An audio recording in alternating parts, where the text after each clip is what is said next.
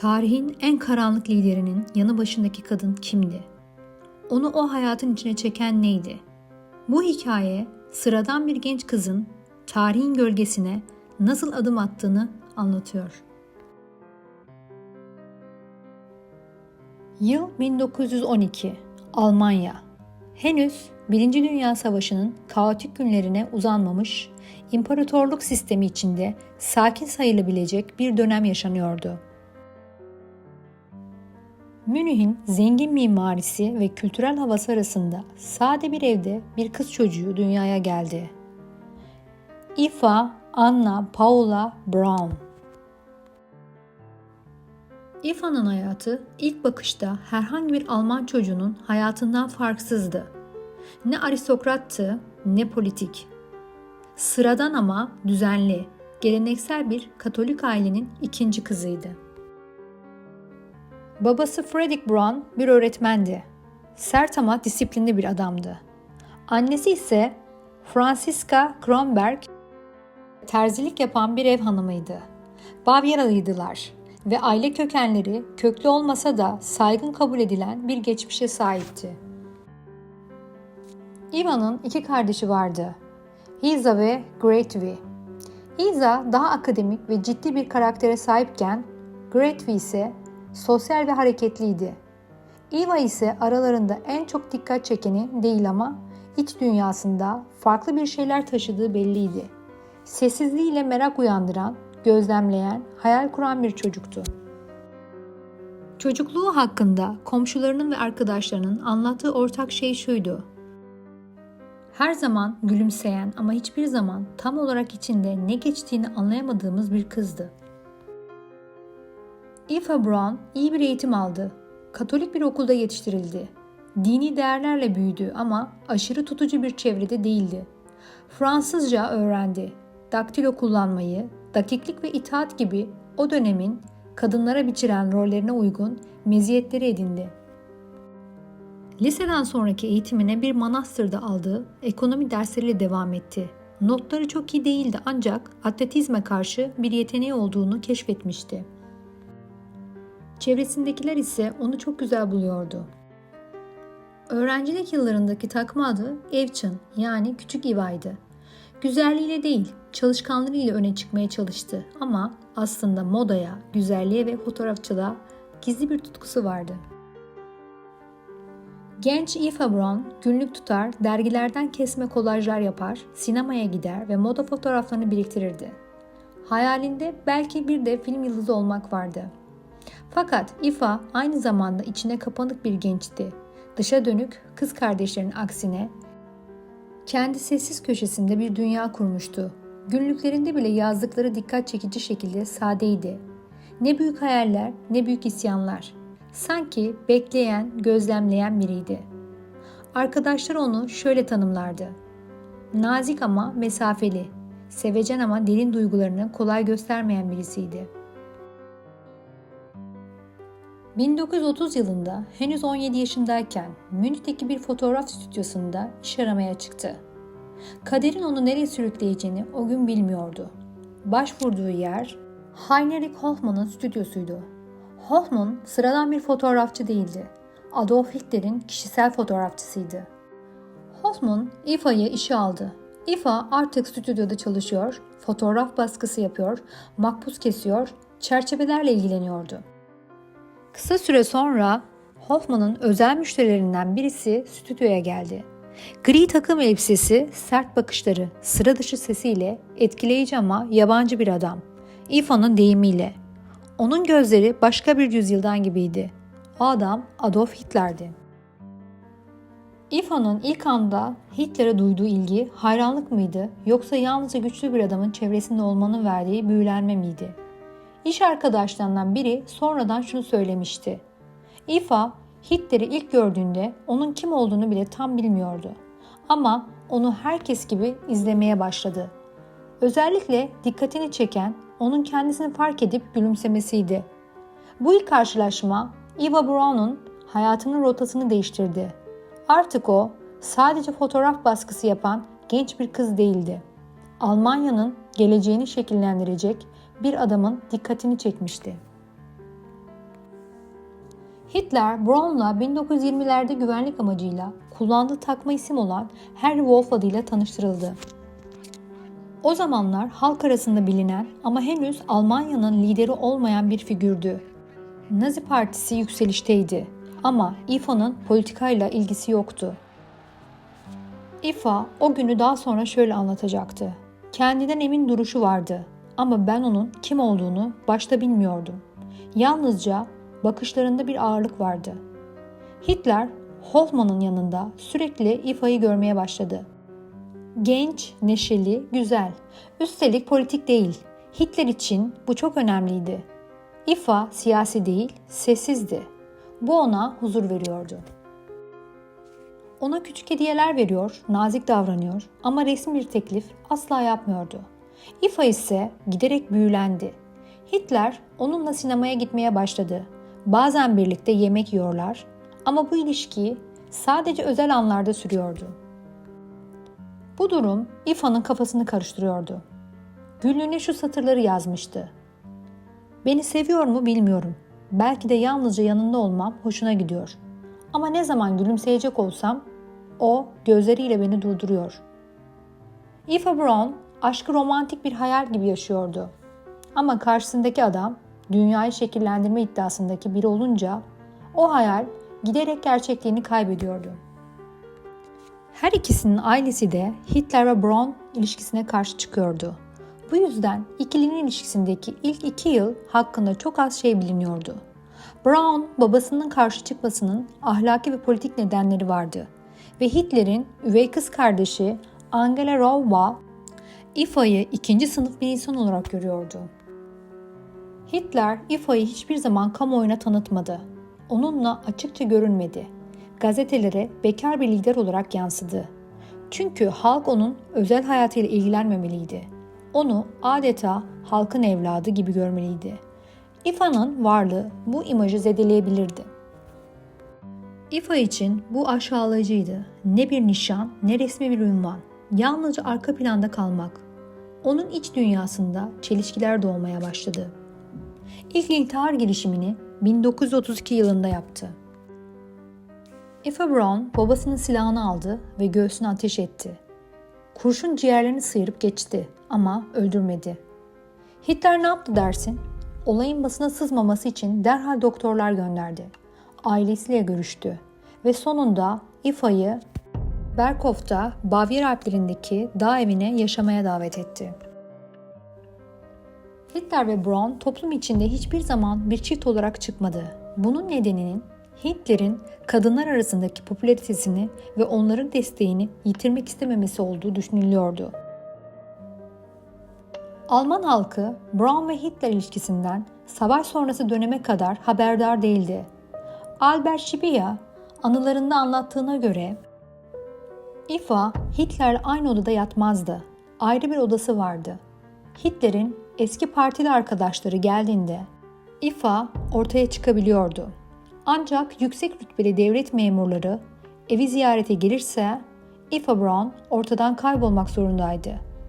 Onu tanıyanlar Braun'un Hitler'e duyduğu derin bağ yüzünden katlandığı bu mutsuz hayatı görünce onun için üzülüyorlardı.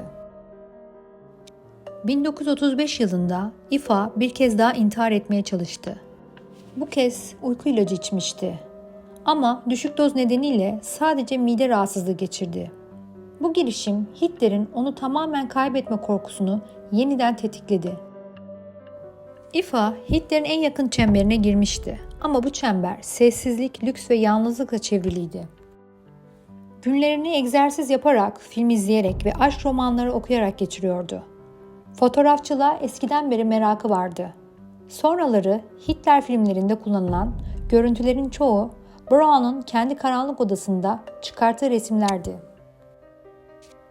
Hitler'i tanıyanlar onun Eva Braun'un sesini duyunca daha mutlu olduğunu ve hep onunla birlikte olmak istediğini söylüyorlardı.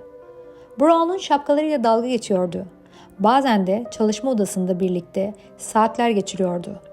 Hitler onunla ilgilenmeyecek kadar meşgul olduğunda Braun sürekli gözyaşları içinde olurdu. Eva Braun'un çektiği 16 milimlik renkli filmler hala tarihçiler tarafından inceleniyor. Hitler'i arkadaşlarıyla şakalaşırken, köpeklerle oynarken gösteren bu görüntüler kamuoyundaki canavar imajıyla örtüşmüyordu. Ama bu filmler Eva'nın nasıl bir dünyada yaşadığını da gösteriyordu. Yalıtılmış ve yapay bir mutluluk. Peki Eva tüm bunları neden kabul etti? Tarihçiler ikiye ayrılıyor. Bir kısmı Eva'yı kurban olarak görüyor. Aşkı uğruna kendini adamış edilgen bir kadın. Diğer kısmı ise onun bilinçli bir suskunlukla her şeyi görüp kabullendiğini savunuyor. Gerçek muhtemelen ikisinin arasında. Eva ne Hitler'in politik kararlarına karıştı ne de ona meydan okudu. O yalnızca yanında olmak istedi ve bunun için her şeyi feda etti. Ailesiyle ilişkilerini, özgürlüğünü, hatta kimliğini. Hitler'in kadınların makyaj yapmasına karşı olduğu bilinirdi. Hizmetçilerin anlattığına göre bir akşam yemek sırasında Braun'un rujunun izi mendilde çıktığında Hitler gülerek "Yakında o ruj ölü askerlerin bedenlerinden yapılacak" demişti. 1944 yılında Eva Braun, kuzeni Gertrude Weiska'yı Berkow'taki eve davet etti. Weiska, anılarında Almanya'da makyaj yapmak, sigara veya içki içmek gibi kadınların yapmasının yasak olduğu her şeyi Eva'nın yaptığını, ancak onun hayatında gördüğü en mutsuz kadın olduğunu anlattı. Weiska yasal olmayan bir şey yapmıştı. BBC'nin radyo yayını dinlemişti. Burada savaşın kötüye gittiğini duymuş, bunu Eva'ya da anlatmıştı. Ayrıca her ne kadar Yahudilere kötü davranıldığının farkında olsalar da toplama kampları hakkında bir şey bilmediklerini anlatmıştı. Weiska, Eva'yı en son Ocak 1945'te görmüştü. Tarihçilerin yanıldığını, Eva'nın bir Nazi değil, kapana kısılmış, çaresiz ve mutsuz bir kadın olduğunu söylüyordu. Kuzenine göre Braun dış görünüşüne çok önem veriyordu ve çok güzel olduğunu farkındaydı. Onu ziyarete gittiğinde yanlarında sürekli olarak 3 Nazi askeri dururdu. Bu yüzden ne Hitler ne de toplama kampları hakkında konuşabilmişlerdi. Eva Braun yıllar boyunca Adolf Hitler'in yanında yaşadı. Berkow'taki villasında onunla aynı çatı altındaydı. Onun yemek masasında oturdu, onun konuklarını ağırladı. Ama hiçbir zaman onun resmi eşi, First Lady'si ya da siyasi bir figürü olmadı. Basında onun adı geçmedi. Hitler onu hiçbir resmi etkinliğe götürmedi. Halka verdiği mesaj netti. "Ben sadece Almanya ile evliyim." Eva bu sözlerin ardında silinmiş bir gölge gibiydi. Nazi ideolojisinde kadınlar Kinder, Küş, Kiş, yani çocuk, mutfak, kilise üst üste sıkıştırılmıştı. Yani onların görevi çocuk doğurmak, yemek pişirmek ve dini değerlere uygun yaşamak olmalıydı. Kadınların siyasi arenada görünmesi, konuşması, tartışması hoş karşılanmıyordu. Hitler Almanya'yı yönetirken kadınları yalnızca annelik kimliğiyle idealize etti. Eva Braun ise bu formüle uymuyordu. Ne evliydi, ne çocuk sahibiydi, ne de dindar bir figürdü. Peki o zaman neden Hitler'in hayatındaydı? Tarihçiler, Eva'nın Hitler için bir tür sığınak işlevi gördüğünü yazar. Onun yanında siyaset konuşulmuyor, dosyalar açılmıyor, harita çizilmiyordu. Eva, savaşın ortasında Hitler için adeta bir kaçıştı. Eva Braun'un yaşadığı asıl yer Berkow'tu. Bavyera Alplerindeki bu villa Hitler'in hem tatil evi hem de özel toplantı mekanıydı. Burada zaman zaman Eva'nın ailesi de ağırlanıyordu. Eva Braun'un ailesi Hitler tarafından tamamen kabul edilmese de belli sınırlar içinde Berkow'a davet edilirdi. Babası Friedrich Braun katı ve soğuk bir Katolik öğretmendi. Annesi Franziska Hitler'e saygı gösteren ama Eva'nın bu ilişkisinden tedirgin bir kadındı. Kız kardeşi Gretel Braun ise Berkow'a sıkça gelir, bazen haftalarca kalırdı. Özellikle 1939 sonrası Eva'nın ailesi Berkow'a birkaç kez davet edildi. Ancak bu ziyaretler genellikle resmi havada ve kontrollüydü. Aile bireyleri İFA'nın bulunduğu kadın kanadında kalırdı. Hitler onlarla nadiren birebir konuşurdu. Heike Gotemark'a göre Hitler, İFA'nın ailesine karşı mesafeli ama kibardı. İFA ise bu soğukluğu tolere ederdi. Çünkü onun için önemli olan Hitler'le aynı çatı altında olmaktı. İFA İtalya'yı çok severdi. Özellikle Como Gölü çevresinde ailesiyle yapılan kısa tatiller, Hitler'in eşlik etmediği ama SS korumaları eşliğinde yapılan gezilerdi. Avusturya Salzburg hem yakın hem de Nazi Almanyası'nın iç güvenli alanı sayıldığı için sık tercih edilirdi. İFA burada kayak ve alışveriş yapardı, doğa yürüyüşlerine çıkardı. Berghof çevresindeki ormanları ve gölleri fotoğraflamayı çok severdi İFA. Ailesiyle yapılan yürüyüşler, piknikler onun görünen mutluluğuydu. İFA seyahatlerinde bile yalnızdı.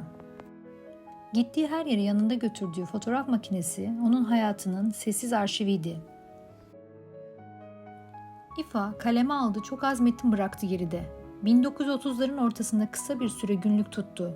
Özellikle Hitler'le yaşadığı duygusal iniş çıkışları yazdığı biliniyor. Bir keresinde İFA günlüğüne şöyle yazmıştı. Führer yine çok meşgul. Arada bir beni hatırlıyor gibi.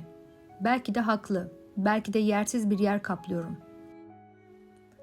İFA'nın o dönemde hem sevilmek hem de görünmez kalmak arasındaki duygusal çatışmasını yansıtıyor.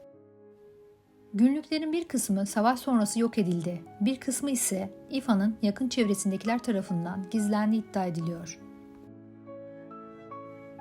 Sevilmek ile seçilememek arasındaki İFA Braun, Adolf Hitler'e aşık olduğunda henüz 17 yaşındaydı. Hitler ise 40'larına yaklaşan Almanya'nın en çok konuşulan adamıydı. Bu ilişki baştan itibaren dengesizdi zaten. İFA, Hitler'in hayatında olduğu kadar hayatından da uzaktı. Hitler halk arasında kadınsız bir lider gibi görünmek istese de hayatında aslında birçok kadın vardı. Üstelik bazılarıyla çok daha önce de derin ilişkiler kurmuştu. Hatta Hitler öz yeğeniyle büyük saplantılı bir aşk yaşamıştı. Geli, Hitler'in üvey kız kardeşinin kızıydı. Kimseyi Geli kadar sevmediğini bile söylemek mümkün. 1931 yılı Eylül ayında evlenmek için Viyana'ya gideceğini söyleyen Geli, Hitler'in öfkesine maruz kaldı. 2 gece süren hiddetli kavganın ardından Geli evde ölü olarak bulundu. Hitler'in bilinen 8 farklı duygusal ilişkisi vardı. Hepsinin sonu ölümle biten bu ilişkilerden nasibini en çok alan ise İFA Braun'du. İlişkileri boyunca İFA'yı defalarca aldattı. Bunlar arasında en dikkat çekenlerden biri de Alman şarkıcı ve oyuncu Renata Müller'di. Hitler'le tehlikeli ama çalkantılı bir ilişkisi olan Renata Müller'in de sonu diğerlerinden pek farklı değildi. Renata 1937 yılında pencereden atlayarak intihar etti. Bu kadar aşağılayıcı bir tavır karşısında yine de sevgilisinden vazgeçmeyen İFA'yı anlamak mümkün değil. Hitler ilişkileri boyunca İFA'yı yalnızca arkadaşları varken gün yüzüne çıkardı. Üst düzey birileri eve geldiğinde ise İFA Hitler'in yatak odasının yanındaki özel odaya geçer ve oradan Hitler çağırana kadar çıkmazdı. Bunun yanı sıra hakaretler ederek İFA'yı sürekli küçük düşürürdü. Hitler bir kere konuşmasında aynen şunları söylemişti. Yalnızca çok zeki bir adam ilkel ve aptal bir kadınla ilişki yaşar. Düşünsenize sürekli işinize karışan bir kadının hayatınızda olduğunu. Boş zamanlarımda istediğim tek şey huzur. Diyerek İFA'yı aşağılaması yine de İFA'nın hislerini değiştirmedi. Birliktelikleri boyunca İFA'yı özel sekreteri olarak bile tanıttı. Fakat sevgilisi olduğunu hiç söylemedi. İFA Braun'un yakın arkadaşı olan Hetta Schneider anılarında bir kere şöyle bahseder. Blondie kadar değerli değil miyim acaba? Hitler'in Alman çoban köpeği olan Blondie, Eva için tam bir semboldü. Blondie, Berghof'ta Hitler'in en çok zaman geçirdiği sadık dostuydu.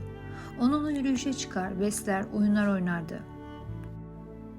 Hatta Hitler'in sekreteri olan Tronyun bu konuda aynen şunları söyler.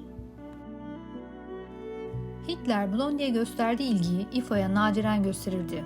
Eva bu duruma kırılır ama ses çıkaramazdı. Bazı akşamlar Eva kendi arkadaşlarına dert yanardı. Blondie bile benden daha çok Hitler'le vakit geçiriyor. Bu ifade sadece bir kıskançlık değil, görünmez bir kadının haykırışı gibiydi. 1 Eylül 1939'da Nazi Almanyası Polonya'ya saldırdı. İkinci Dünya Savaşı resmen başlamıştı. Avrupa yanıyordu. Ancak Eva Braun için hayat görünüşte çok değişmedi. Sabahları erken kalkıyor, spor yapıyor. Öğleleri güneşleniyor ya da alışverişe çıkıyor. Akşamları sinema gösterimleri düzenleniyor. Zaman zaman Hitler'le yemek yiyor. Sohbet ediyordu. Ama dış dünyada neler oluyordu? Varşova bombalanıyordu. Yahudiler gettolarda hapsediliyordu. Auschwitz gibi kamplar inşa ediliyordu. Ve Eva susuyordu. Milyonlar ölürken bir kadın balkonundan Alplere bakıyordu. Eva Braun'un savaşın en karanlık yüzünden ne kadar haberdar olduğu tarihçileri ikiye ayırıyor. Görüş bir de Eva'nın hiçbir şey bilmiyordu, Hitler'in yanında ama savaşın dışında yaşıyordu. Onun için yaratılmış bir steril dünyada gözlerden uzak tutuldu. Görüş 2'de ise Eva her şeyi biliyordu. Kamplardan, soykırımdan, katliamlardan haberdardı. Ancak sessizliği hem Hitler'e duyduğu kör sadakatten hem de kendi yaşam konforunu kaybetme korkusundan kaynaklanıyordu. İkinci görüşü destekleyen en güçlü delil Eva Braun'un kız kardeşi Gritvin'in eşi olan eniştesi Hermann Fichtlein'in SS subayıydı. Auschwitz gibi kampların sisteminde görev almıştı. Bu bağ sayesinde Eva'nın yakın çevresiyle soykırım arasındaki mesafe sıfır noktasındaydı. Eva'nın günlüğünde soykırım ya da kamplarla ilgili doğrudan bir ifade yer almıyor. Ama bu tarihçilerce sessizliğin seçilmiş olması olarak yorumlanıyor. Tarihçi Heike Göttenmarker şöyle diyor: Eva Braun, Hitler'in özel alanında her şeye şahitti. Sadece aşka değil, suskunluğa, çifte standarda, inkara da ortak oldu. Onun için önemli olan savaşın nasıl gittiğinden çok Hitler'in akşam yemeği gelip gelmeyeceği, yüzünün gülüp gülmediğiydi. Eva Braun, savaşın en sert dönemlerinde bile kendine özen göstermeye devam etti. 1942'de yeni elbiseler sipariş etti. Paris'ten getirilen kumaşlarla özel kıyafetler diktirdi. Manikür, saç bakımı, makyaj. Savaşın göbeğinde bir moda düşkünü. Bu davranışlar birçok kişi tarafından duyarsızlık olarak eleştirildi. Ama kimileri bunu bir tür kaçış stratejisi olarak görüyor, kendini hayatın güzel yönleriyle oyalayarak katliamların ağırlığından uzaklaşmak olarak adlandırıyordu. Eva Braun'un çektiği ev filmlerinde ne ölüm var ne asker, sadece kahkahalar, yürüyüşler, kartopu oynayan çocuklar, dans eden kadınlar. Bu görüntüler bugün hala tarihçileri rahatsız eder. Bir ülke yanarken bir kadının gülümseyen yüzünü görmek, gerçeğin çarpıcılığına ayna tutar. Hermann Fichtelin, Eva'nın kız kardeşi Gritti ile Hitler'in şahitliğinde evlenmişti. Fakat bir gün Alman kuvvetler tarafından içkili bir halde bulundu. Yanında başka bir kadın, elinde ise Berlin'de çaldığı paralarla dolu bir bavul vardı. Almanya'dan kaçmaya çalışıyordu. Müttefiklerle işbirliği içinde olduğunu kanıtlayan belgelerle dolu bir çanta vardı. Fichtelin, silahlı koruma altında geri döndü. Kötü bir izlenim bıraktı. Eldiven, deri ceket ve spor şapka giymişti. Hitler'in emriyle hemen bir askeri mahkemeye çıkarıldı ve vatana ihanetten ölüme mahkum edildi. Eva Braun, Hitler'den kız kardeşin hamile olmasının nedeniyle eniştesi Fichthelin'i bağışlamasını istedi. Eva Braun ne kadar çabalarsa çabalasın karşılığını alamıyordu. Bütün gün ağlamaktan gözleri kızarmıştı. Çünkü eniştesi ölüme mahkum edilmişti. Eva, Hitler'e Fichthelin'in karısını ve çocuklarını düşünmesinin ve onlara yeni bir hayata başlamaları için yardım etmeye çalışmasının insan doğası olduğunu açıklamaya çalıştı. Ancak Hitler uzlaşmadı. Gördüğü tek şey aldatma ve ihanetti. Ferman Fickelheim 28 Nisan 1945'te idam edildi. Bu olaydan 2 gün sonra Hitler ve IFA intihar edeceklerdi. Yıl 1945, savaş kaybedilmişti. Müttefikler Berlin'e doğru ilerliyordu. Sovyet ordusu artık şehrin kapılarındaydı. O sırada Eva Braun Münih'te ailesiyle birlikteydi. Onu hala korumaya çalışıyorlardı. Kız kardeşi Gretvi gitme diye yalvardı. Ama Eva kararını çoktan vermişti. Eva, eğer Hitler ölecekse ben de onun yanında öleceğim diyordu. Ve gerçekten de mayınlarla dolu yollardan geçerek Berlin'e Führer'in sığınağına ulaştı. Bombaların gökyüzünü aydınlattığı o kaosun ortasında Eva bir karar almıştı. Geri dönüş yoktu. Sığınak yerin yaklaşık 9 metre altındaydı. Kalın çelik kapılar, beton duvarlar. Dışarıda ölüm, içeride tükenmişlik. Sığınakta kalan tanıkların aktardıklarına göre Eva sabahları erken kalkıyor, saçlarını yapıyor, makyaj yapıyor, giyiniyordu. Hitler hala raporlar alıyor, haritalar inceliyor ama sessizce çöküyordu. Aralarında geçen diyaloglar azalıyor ama sessiz bir anlayış büyüyordu. İlginçtir ki savaşın en büyük liderlerinden biri artık tüm halkından kopmuşken yanında kalan tek kişi Eva Braun olmuştu. 29 Nisan 1945'te sığınakta sade bir masa hazırlandı. Tanık olarak 2 kişi çağrıldı. Adolf Hitler siyah üniformasını giymişti. Eva Braun ise beyaz bir elbise. Ve o gece Adolf Hitler ve Eva Braun evlendiler. Sadece birkaç dakikalık törende Eva artık Eva Hitler olmuştu. Nikah belgeleri hemen imzalandı. Fakat bu evlilik bir başlangıç için değil, bir veda içindi. Nikahtan birkaç saat sonra Hitler sekreterine vasiyetini dikte etti. Mal varlığının bir kısmını Nazi Partisi'ne, kişisel eşyalarını ise Eva'ya bıraktı. Ancak vasiyetinin sonunda şu satırlar vardı. Ben ve eşim bu dünyayı birlikte terk edeceğiz. Hitler kendini vurmaya karar verdi. Her zaman imajının bilincinde olan Braun zehri seçti. Hitler gelinine bir siyanür hapı teklif etmeden önce işe yarayacağından emin olmak için köpeği Blondie'ye bir tane verdi. 30 Nisan 1945'te yeni evliler domates soslu spagetti yediler. Ancak Braun neredeyse hiç yemedi. Bunun yerine Führer'in en sevdiği elbiseyi, yakasında güller olan siyah elbiseyi giydi. Sonra çift kendilerini özel bir odaya kilitledi. Bir süre sonra bir silah sesi duyuldu. Kapı açıldığında Eva Braun siyanür kapsülüyle intihar etmişti. Hitler kendi şakağına ateş etmişti. İkisi de yan yana yatıyordu. Bedenleri Hitler'in emriyle hemen dışarı çıkarıldı ve benzinle yakıldı. Sovyet askerleri yaklaşmaktaydı. Cesetlerinin ele geçmemesi gerekiyordu. Eva Braun hayatı boyunca sustu, politikaya karışmadı, açıklama yapmadı. Röportaj vermedi ama ölümü onu tarih boyunca en çok konuşulan kadın figürlerinden biri yaptı. Bugün hala tartışılıyor. Hitler'e duyduğu aşk gerçekten masum muydu? O da rejimin bir parçası mıydı?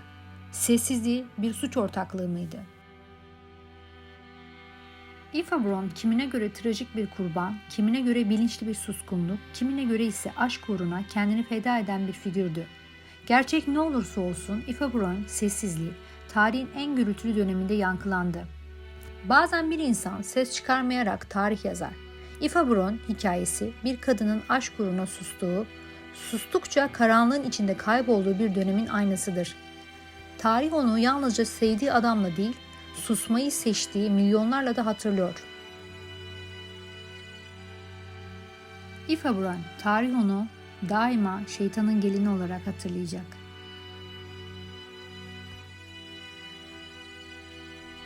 Beğenmeyi ve kanalıma abone olmayı unutmayın. Hoşça kalın.